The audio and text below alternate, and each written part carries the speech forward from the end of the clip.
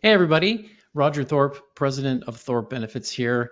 I'm joined by a couple of industry experts, and we've wanted to arrange this legal conversation for quite some time now.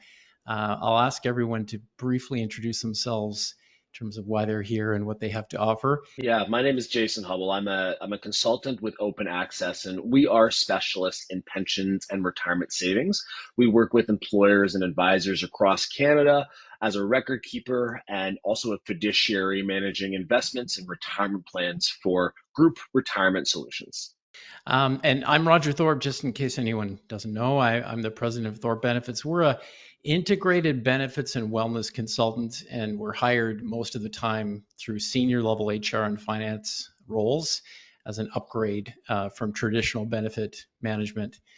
So the legal side of benefits, that's what we're here to talk about today. Dante, I'm going to jump in and throw the first question, but maybe you could introduce yourself. For those I haven't met, my name is Dante Manna. I am a partner at Stewart McKelvey Law Firm in Halifax. I do labor and employment law with a specialization in pension and benefits law. And I work with a lot of employers sort of across the country who have employees across the country and pension plan administrators and benefits plan administrators. Can an employer end the employment of an employee when they are on maternity or LTD leave? Yeah, Sort of thanks for threw a that. grenade at you there on that one. Oh, it's yeah, it's if it's a grenade, it's a grenade that I'm constantly volleying on a day-to-day basis because I do get this question a lot. So I Okay. thank you for asking this question. Happy to share my general comments, which is again are aimed at private sector employees and or employers and do not constitute legal advice. But yes, employers can end the employment of an employee on maternity or LTD leave. I think there is a bit of a misconception around this question uh, because employees being provided notice of termination while on leave can happen, but there is a concern if the termination is because of the leave or because of the person's gender or the disability underlying the leave.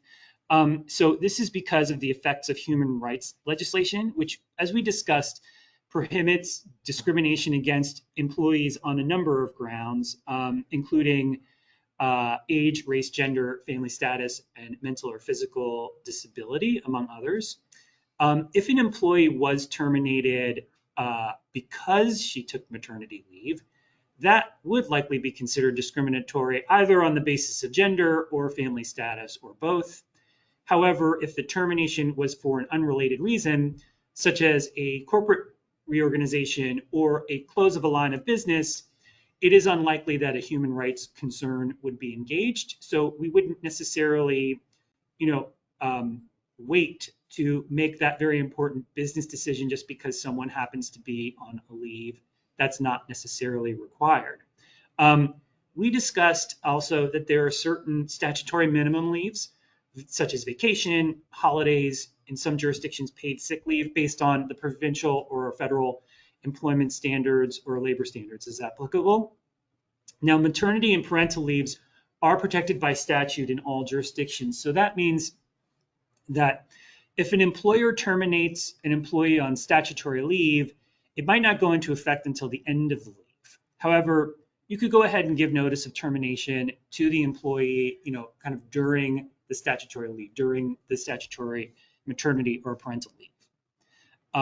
Terminating an employee on LTD is a little bit of a different conversation. It can be a little complicated because the employee's illness or injury that is underlying, that's the reason for the disability, it's likely protected by human rights legislation. So that would trigger a duty for the employer to accommodate that injury or illness. Such duties, though, are not absolute, and the employer is only required to accommodate up to the point of undue hardship.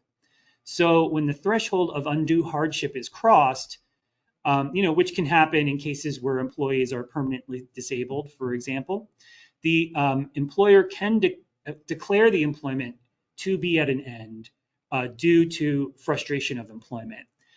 So that's not exactly the same as the employer terminating employment because essentially it's the illness or injury that has essentially frustrated the employment contract.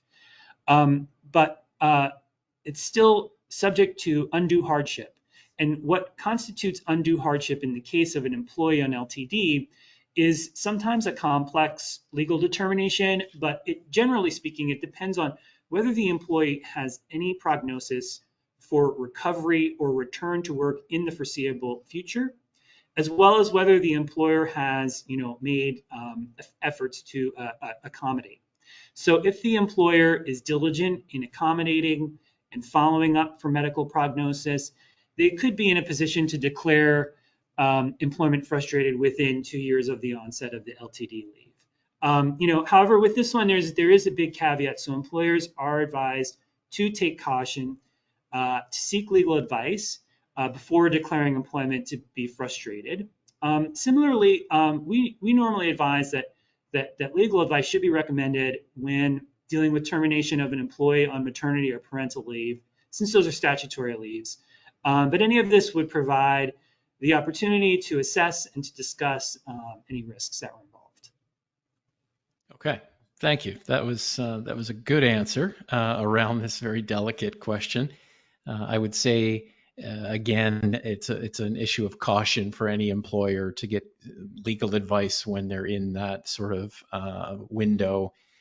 Disability management, of course, during an LTD program is so important in order to stay in contact with the employee, knowing where it's going, how to accommodate if possible, and if it does lead to a permanent LTD claim, obviously, then there's more of a consideration to looking at ending the employment arrangement. So thank you, Dante. That was really, really helpful. I'm not sure if Jason, if you have anything to add to that from the pension side of the world, or is that When an employee is on leave, generally speaking, on the pension and retirement side of things, they're not actively making contributions to a retirement program. Generally speaking, employees do have the opportunity to make voluntary contributions to these programs. And the biggest question that we get is, are there vesting periods interrupted by leaves or types of things like that? And what we generally cautioned is to seek legal advice on every subject, but also that these leaves are generally considered also a break in continuous of employment. So it also goes back to what Dante said earlier, is to review the contracts, the plan contracts in place for those pension plans, and they should be explicitly defining and describing these types of leaves and when benefits are paused or ceased or resumed. And then, the area is really sticky around vesting periods, but we generally advise a word of caution and also reinforce that employees' contributions, especially when they're on leave, are their own contributions and are immediately vested.